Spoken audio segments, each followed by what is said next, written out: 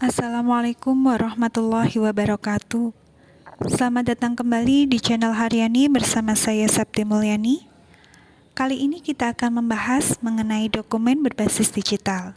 Sebelumnya, bagi kalian yang belum subscribe, silakan subscribe terlebih dahulu di channel kami dan juga nanti berikan komen maupun like-nya. Yang pertama, kita akan membahas pengertian dokumen terlebih dahulu. Di sini ada 3 pengertian yang akan kita bahas. Yang pertama, pengertian dokumen secara etimologi.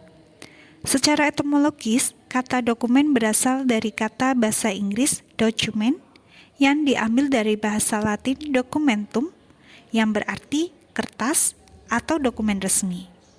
Kata documentum diturunkan dari kata docere atau docil yang artinya mengajar.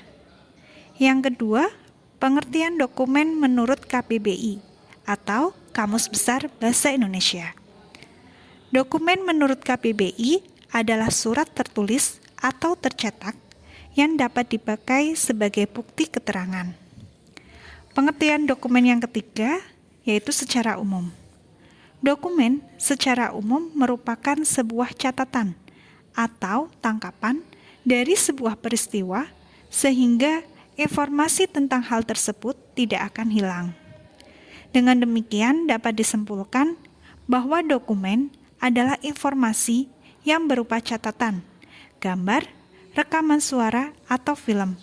Untuk dijadikan dokumen menjadi sebuah informasi, maka dokumen tersebut harus melalui proses yang disebut dokumentasi. Selanjutnya mengenai pengertian dokumentasi.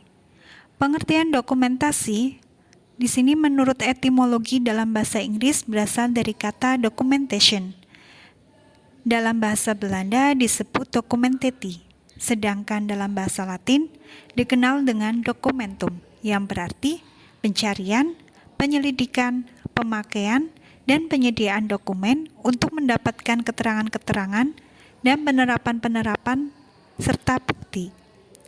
Pengertian dokumentasi Indonesia telah diatur dalam Peraturan Presiden Nomor 20 Tahun 1961 dan diperbarui pada Undang-Undang Nomor 43 Tahun 2009 tentang kearsipan, di mana dokumentasi adalah suatu aktivitas yang menggunakan atau berkaitan dengan masalah dokumen itu sendiri atau fisik dokumen yang meliputi mencari, mengumpulkan, mengolah, hingga menghasilkan keterangan untuk dijadikan sebuah dokumen, baik secara manual maupun elektronik. Pengertian dokumen elektronik.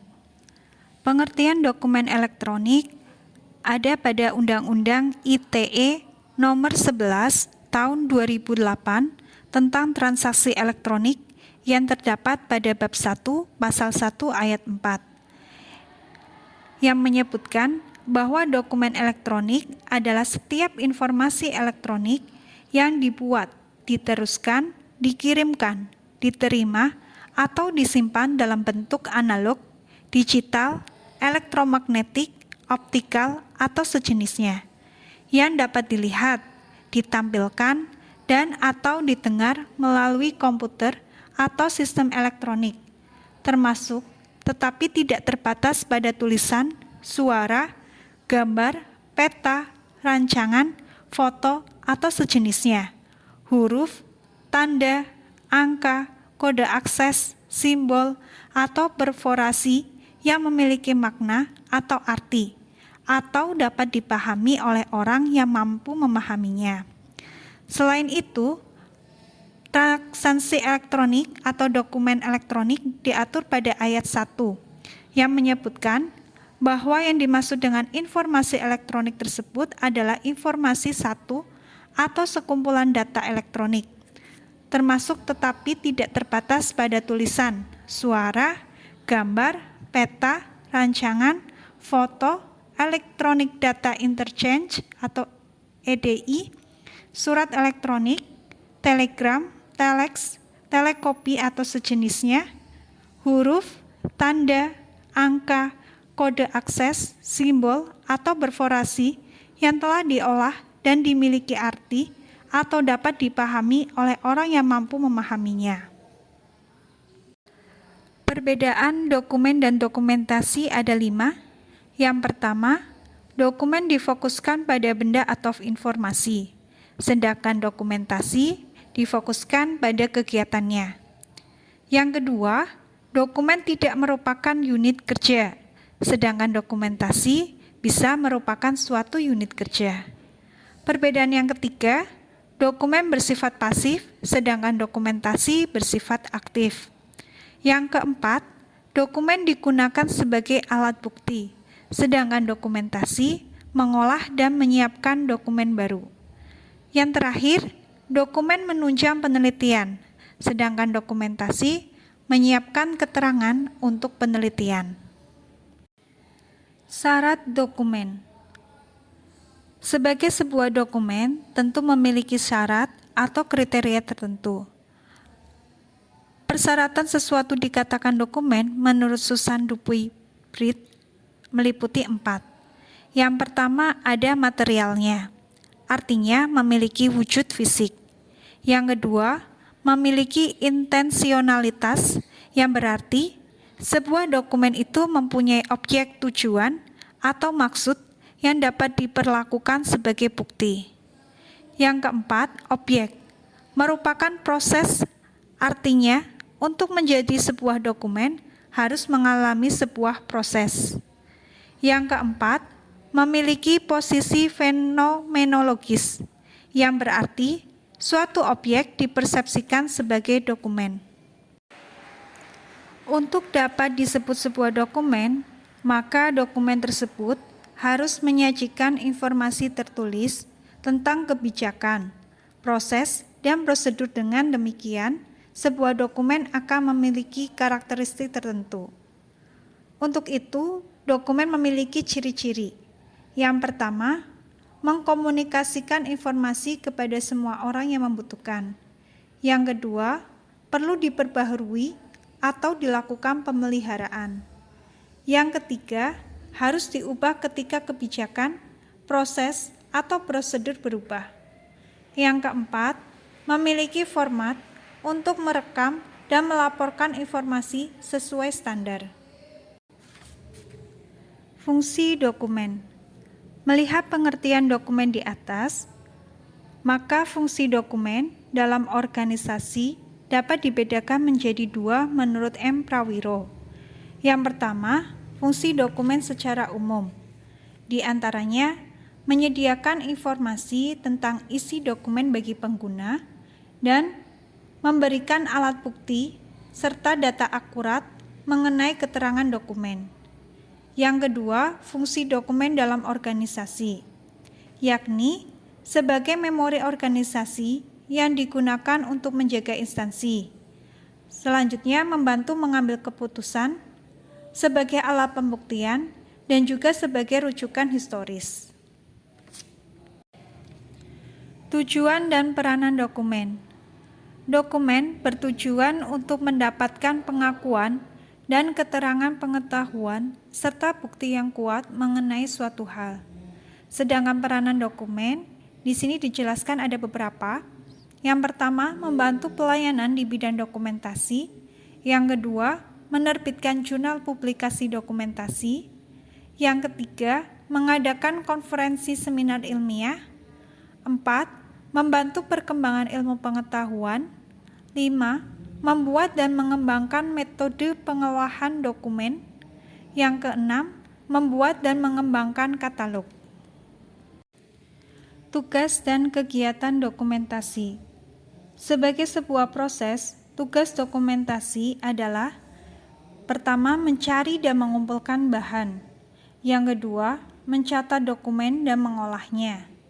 Ketiga, mempublikasikan dan mendistribusikan dokumen.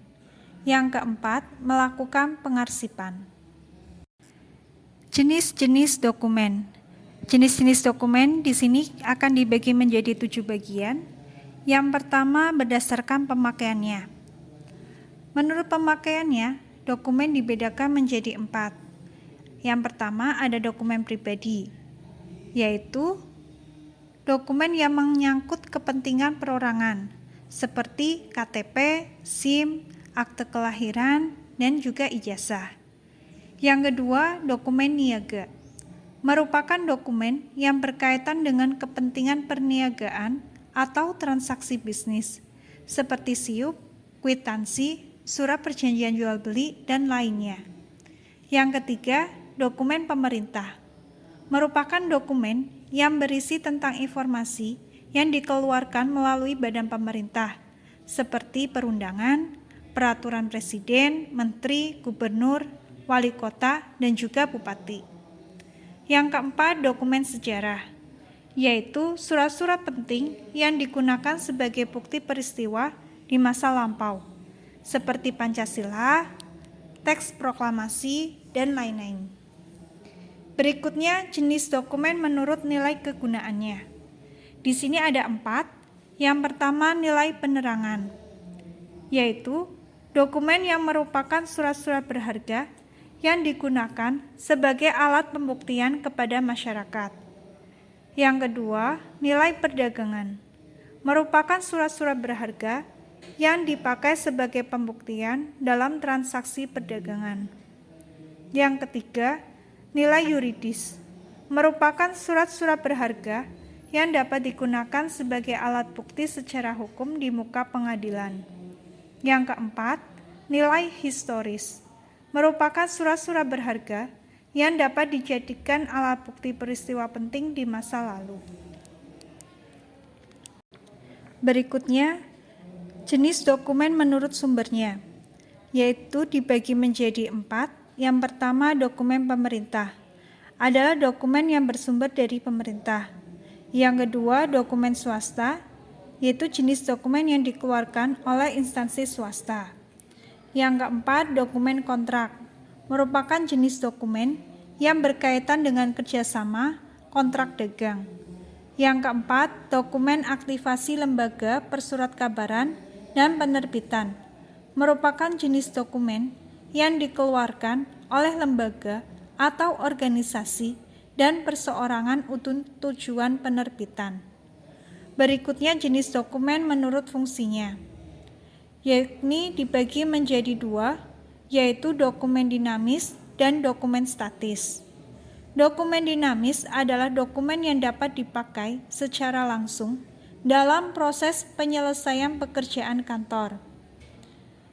Sedangkan dokumen statis merupakan dokumen yang tidak dipergunakan secara langsung dalam pekerjaan kantor. Selanjutnya, jenis dokumen berdasarkan dari tinjauan penelitian.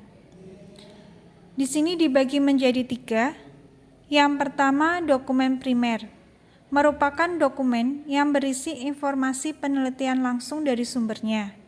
Yang kedua, dokumen sekunder, merupakan dokumen yang berisi informasi mengenai literatur primer. Yang ketiga, dokumen tertier, merupakan dokumen yang berisikan informasi mengenai literatur sekunder.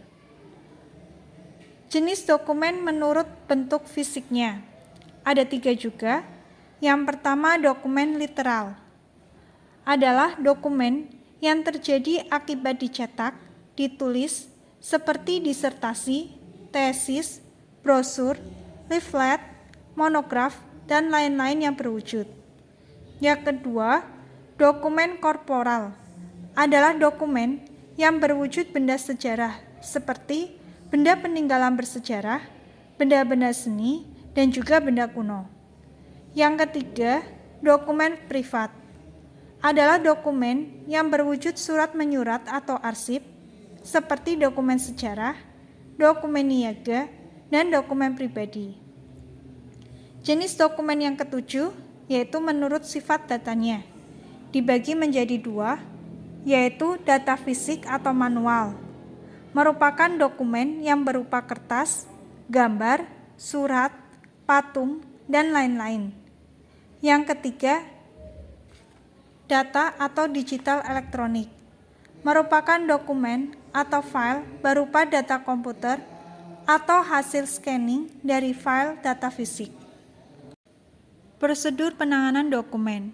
Setelah kalian memahami jenis dokumen di atas, Maka dalam rangka mewujudkan pelayanan terhadap kolega dan pelanggan agar memuaskan, maka kalian harus memahami mengenai prosedur penanganan dokumen. Setiap organisasi memiliki standar kerja yang berbeda terhadap penanganan dokumen yang dibutuhkan. Hal ini terjadi karena fungsi dokumen dan jenis layanan yang diberikan berbeda. Namun demikian, standar penanganan dokumen kantor secara umum memiliki persamaan prosedur dalam penanganannya. Prinsip kerja menggunakan bantuan dokumen perlu memperhatikan 4 hal. Yang pertama, tata cara pengisian dokumen, kejelasan pengisian, ketepatan pengisian, serta tingkat validitas dokumen.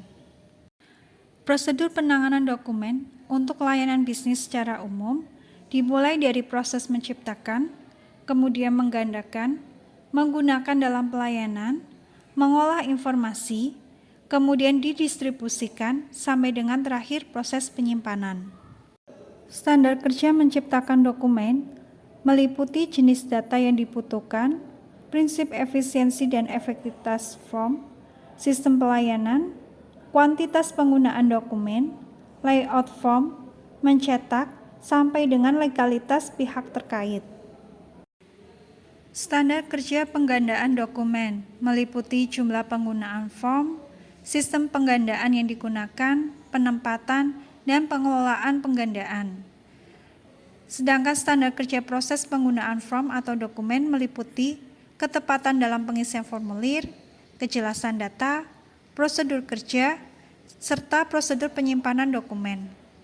Standar kerja pengolahan dokumen meliputi menghitung jumlah dokumen, melakukan cek kebenaran, mengklasifikasi, mengurutkan, dan mengolah menjadi informasi.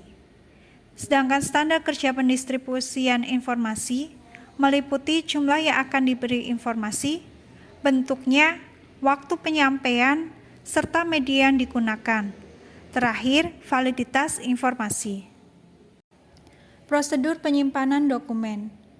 Proses penyimpanan dokumen merupakan proses akhir dalam penanganan dokumen. Pada prinsipnya, penyimpanan dokumen atau arsip dikatakan baik apabila saat dibutuhkan mudah ditemukan dan terjamin keamanannya.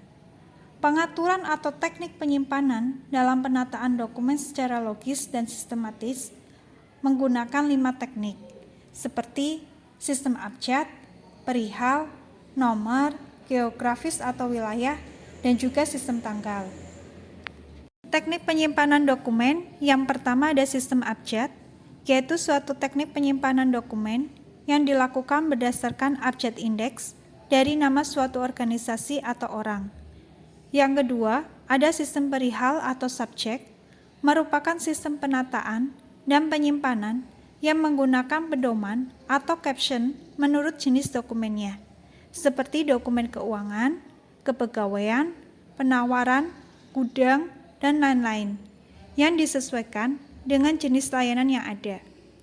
Yang ketiga, sistem nomor atau numerik, merupakan sistem penataan dan penyimpanan dokumen dalam tempat penyimpanan dengan menggunakan kode nomor, biasa juga disebut dengan sistem DW. Yang keempat, sistem geografis atau wilayah, merupakan sistem penataan dan penyimpanan dokumen yang dibuat sesuai kelompok daerah atau wilayahnya. Yang terakhir atau kelima, merupakan sistem tanggal atau kronologis, merupakan sistem penataan dan penyimpanan dokumen yang dikelompokkan berdasarkan waktu kejadian atau transaksi. Sistem ini banyak digunakan dalam layanan bidang jasa keuangan. Dalam penataan dan penyimpanan dokumen elektronik, perlu kita pahami terlebih dahulu jenis dokumen elektronik atau digital menurut bentuknya, agar dapat memudahkan kita untuk menangani dan mengelolanya sesuai karakter masing-masing dokumen. Jenis dokumen digital menurut karakter bentuknya meliputi dokumen Word, PDF, PDF atau A, Microsoft PowerPoint, Microsoft Excel, TXT, join fotografis, export, portable network graphic, TIFF, BMP, MP3, MP4, dan video. Komponen dasar yang pertama, scanning, merupakan proses pemindaian dokumen melalui scanner untuk menghasilkan data, gambar yang secara langsung dapat berupa PDF, sehingga dokumen disimpan di komputer. Yang kedua, conversion, merupakan proses mengubah dokumen dari file MS Word atau Excel menjadi gambar dengan format JPG atau ke dalam format lainnya. Yang ketiga, importing, adalah proses pemindahan data yang didapat dari sumber lain ke sistem pengarsipan elektronik melalui drag and drop ke sistem dengan mempertahankan format data aslinya. Misalnya, dari flash disk ke dalam server pengarsipan. Yang kedua, menyimpan dokumen. Proses penyimpanan dokumen elektronik haruslah didukung oleh sistem yang sesuai dengan kebutuhan untuk masa datang. Yang ketiga, mengindeks dokumen. Seperti dalam proses indeks secara manual, indeks secara elektronik juga harus dilakukan agar informasi yang ada dapat dengan mudah dipahami oleh user pada saat ini. Prosedur penyimpanan dokumen virtual dapat dilakukan dengan cara yang pertama, klasifikasi jenis dokumen.